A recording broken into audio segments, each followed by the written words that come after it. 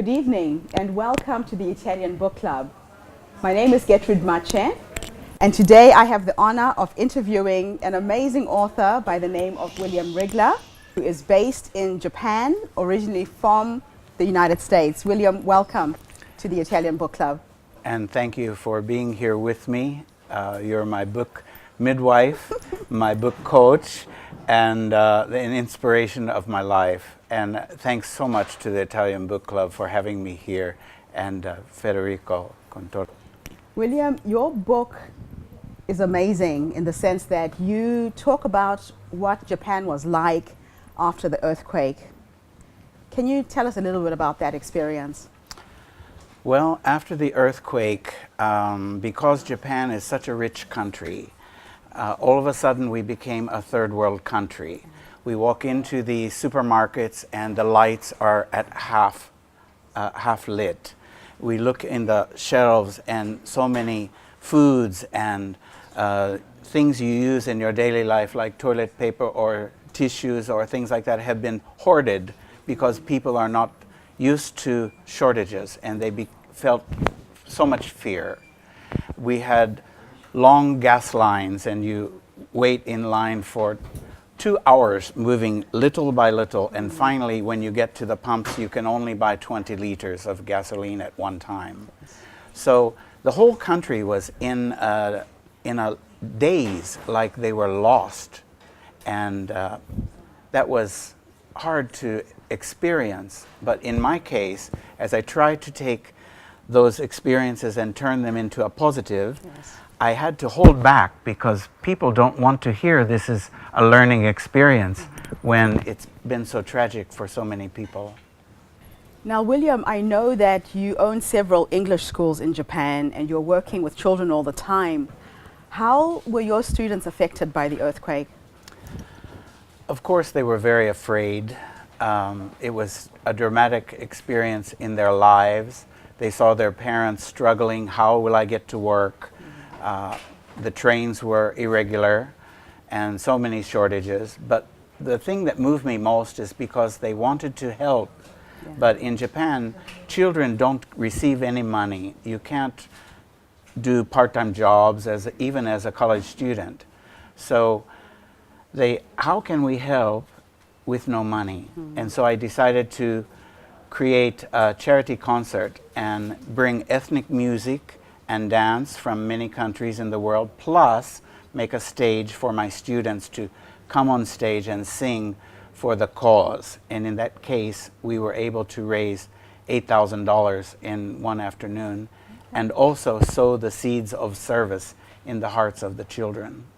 So what would you say were the positive effects of your concerts, especially to the communities that you live in? Well, the positive effects, there were so many, but when one person stands up, other people will stand up. But it takes the first person to start a movement. Mm-hmm. And when I did stand up, many people said, oh, well, I could help. I couldn't do it myself, but I could help you. So it was a call to many others to step up and do something for the world. Now, in everything, there's always a positive and a negative. What were the negative effects? Negative effects. Oh, well, I don't know how it is in Rome, but I know in Japan, if you stand out, we say if a nail sticks out from the floor, you should beat it down with a hammer. That means that if one person takes the spotlight, you risk the chance of being chastised for other people. They may think your ego is too big, etc. And if I thought of those things, I could never do the work that I do. I have to forget those things. But a negative was there were just only 2 people who were like that, but it was very difficult for my heart. Yeah, that would be difficult. All right, so let's go to your book. Yes. So, Living My Ecstatic Life. A quest becomes an awakening. What was the awakening for you?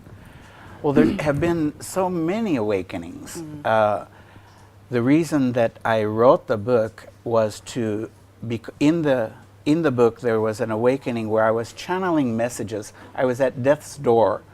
I had an amoeba attack on my liver, and I almost died. It was so serious, they called my daughter back from the United States. They said, your father's not going to make it. And it was a very high fever, and then they gave me so many antibiotics that eventually killed the amoeba, but also all of the good enzymes in my body.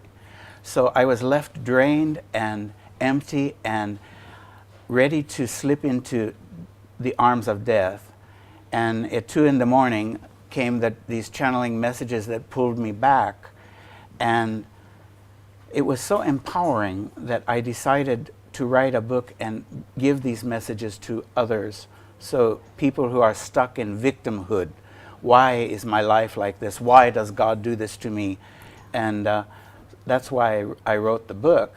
And now I realize that the book became an inspiration for my children. Yes. Because they said, you can buy your book in 200 countries, even in Nepal and Mexico, and they go down the list, and I said, yes.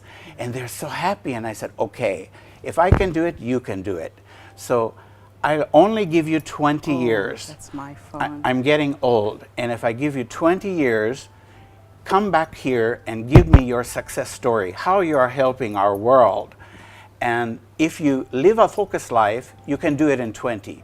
But if you don't live a focused life, it will take you 25. I don't promise the other 5 years. Perhaps I will die. So come back, give me your success story. Yes. Maybe I'm in the old folks' home, and my son will be teaching, and he'll bring me in the wheelchair. But I'm waiting for your story. Yes. And so as they leave the classroom, their mouths are open. Oh gosh, we really have to try hard.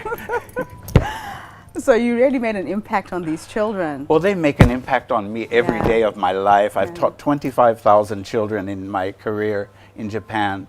They've all touched me. So I'm so thankful for them. Yeah. All right, so you are also the founder of NPO Walk for Peace. Tell me, what is your mission? Well, for charity events, we try to help troubled parts of the world, and I'm not only focused on children, I'm focused on anyone who is struggling. Yeah. So our first concert was for Ghana, and we sent a tractor and parts for the tractor and medicine.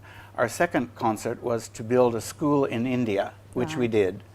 And the third concert, this time, we were able to help a nursery school come back that was destroyed by the tsunami, and also half of it went to Thailand. Okay. They had a big flood, and so we were able to help them come back after the flood. Okay.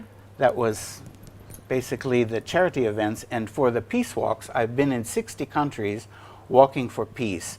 And when we do a peace walk, we will address issues that you have in your life. Okay. But you cannot come and just complain. You have to be ready to find a new path, a new way to move forward. Right. That is our mission in the Walk for Peace. Okay. Well, to wind up, I know that you are involved in so many things. Walk for Peace is one. Billy's Kids English, you're the CEO of that company. 8 You're schools. A pastor. You're an author. I mean, what else? Well, what is your favorite job? Well, my children have a question in their learning in English. They say, what is your favorite day? Okay. And they're always so happy if I say it's Tuesday, it's their day, or Thursday, it's another school. And I say my favorite day is every day. And it's because every job that I do fulfills me and fills my heart with joy. So I can't say that one is more important than the other, but my most recent job is taking care of my grandchildren. And that's amazing. Anyone who's worried about getting old, there are so many good things too. Yeah. Well, William RIEGLER, it's been an honor interviewing you for the Italian Book Club. Welcome to Rome. And we hope to be seeing you again. I believe you might come back in October. Thank you for being on the show. It's my third time here, and I love Italy. I love Italian people and their warm hearts. So thank you for having me. Thank you.